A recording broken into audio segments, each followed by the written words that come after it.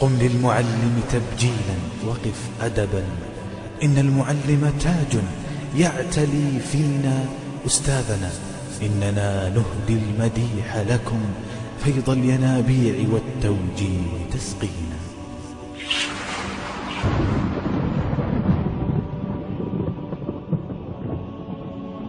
قم للمعلم تبجيلا وقف أدبا، إن المعلم تاج يعتلي فينا أستاذنا، إننا نهدي المديح لكم فيض الينابيع والتوجيه تسقينا.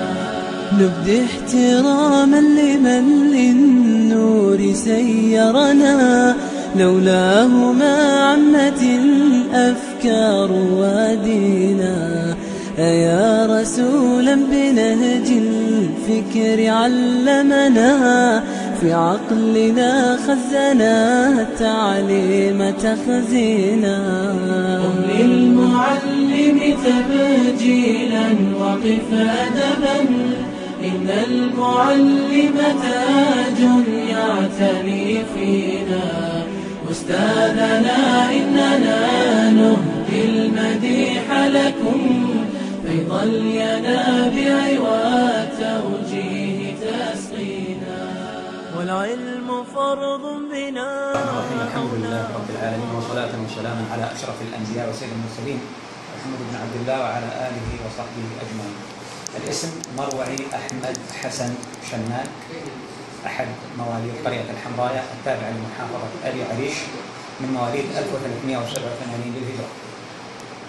التحقت بالدراسة في المرحلة الابتدائية في مدرسة عالم طاعن بالجربة، المسماة حاليا بمدرسة بلال بن رباح بالجربة، وكان ذلك عام 1397 للهجرة.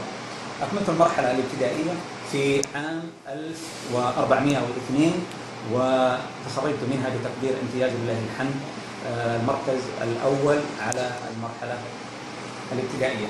ثم التحقت بالمرحلة المتوسطة بمدرسة جبارة رشيد عام 1403. أكملت هذه المرحلة في عام 1405 بتقدير ممتاز، المركز الأول على المدرسة ولله الحمد، وحصلت على المركز الرابع للمنطقة، حيث كانت الاختبارات في وزارة المعارف آنذاك، وكانت الاختبارات تصحح في الوزارة وتعلن النتائج في الإذاعة وتنشر في الصحف. التحقت بالدراسة الثانوية بمدرسة أبي عريش الثانوية عام 1406. تخرجت من هذه المرحلة من نفس المدرسة عام 1408 بنسبة 88.5، وكانت هذه النسبة عالية خصوصا في الأقسام العلمية. التحقت بكلية إعداد المعلمين لدرجة البكالوريوس تخصص رياضيات عام 1409. تخرجت من هذه الكلية عام 1412 الفصل الأول، ولله الحمد كان أول مجموعة تتخرج في نظام البكالوريوس من المملكة العربية السعودية هي كلية إعداد معلمين منطقة جازان، وكان عدد المتخرجين آنذاك في تخصص الرياضيات عددنا 9 طلاب متخرجين بتقدير، تخرجت ولله الحمد بتقدير جيد جدا مرتفع بمعدل تراكمي 4.3 تم التعيين في 1413.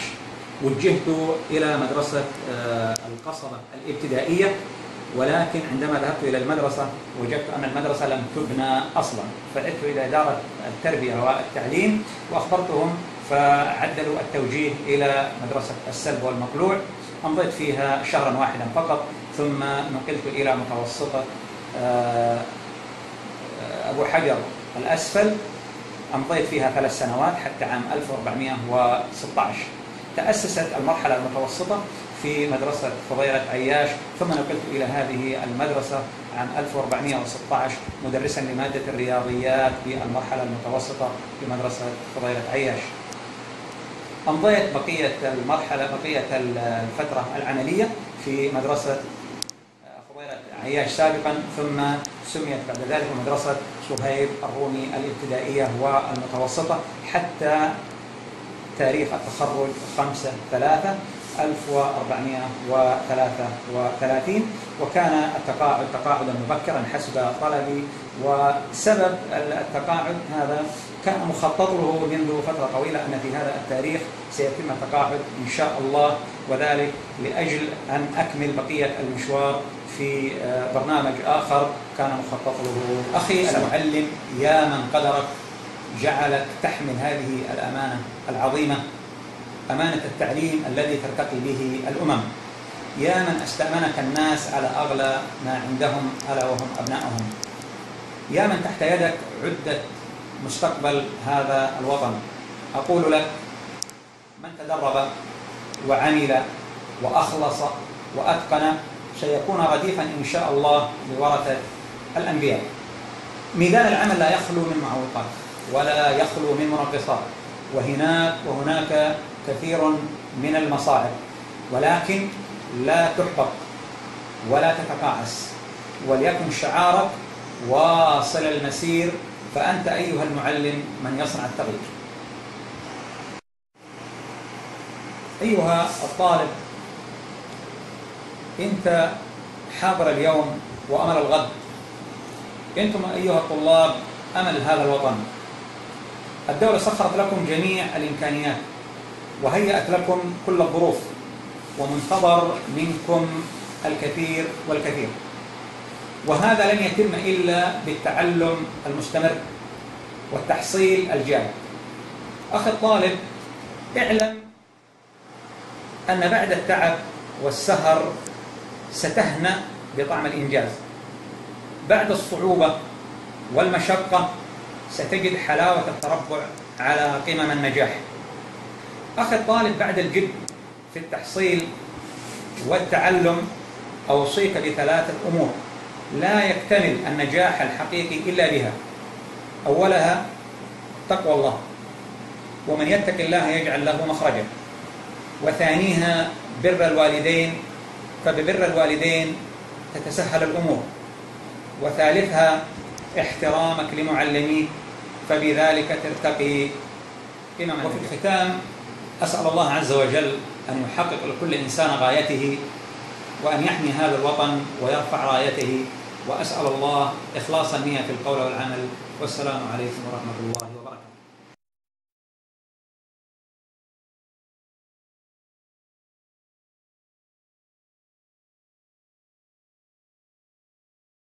الحمد لله رب العالمين، والصلاة والسلام على أشرف الأنبياء والمرسلين سيدنا محمد وعلى آله وصحبه وسلم تسليما كثيرا. وبعد، في هذه الليلة نحتفي بزميلنا المعلم القدير الأستاذ مروعي أحمد حسن شناق، الذي فارقنا في مسيرتنا التعليمية.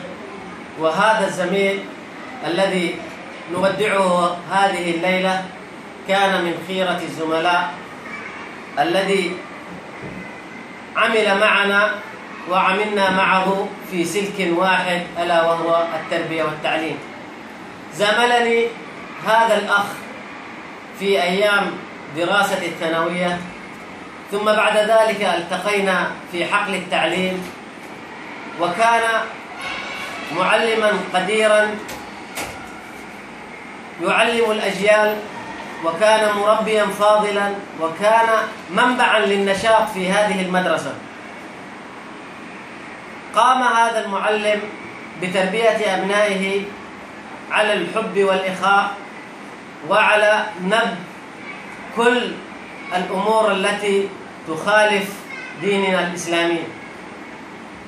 مصدر النشاط في هذه المدرسة نبع مع رائد النشاط الأول بهذه المدرسة الأستاذ مروعي شناق، ولا أقول له في هذه الليلة إلا أن يعينك الله في حياتك القادمة، وألا تنسانا بعد فراقنا هذا. وصلى الله وسلم على سيدنا محمد.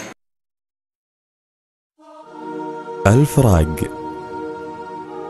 أسدل ستار القرب، والمسرح يدينا، والدموع أرواح لو طاحت لها قدر ومكانه.